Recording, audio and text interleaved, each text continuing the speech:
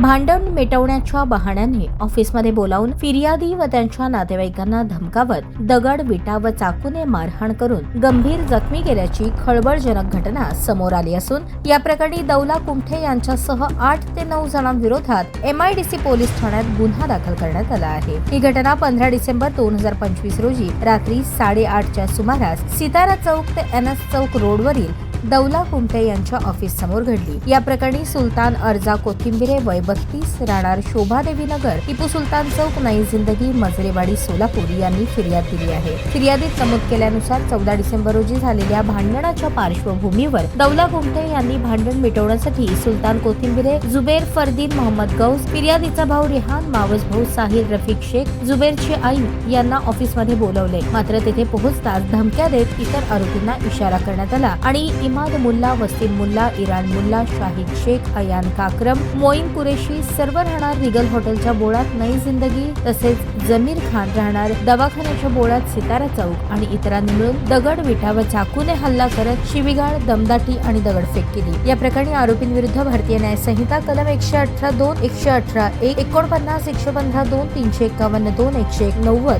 तसेच महाराष्ट्र पोलीस कायदा कलम 135 अन्वये गुन्हा दाखल करण्यात आला असून पुढील तपास सहाय्यक पोलीस निरीक्षक चंदन चिवे करत आहेत।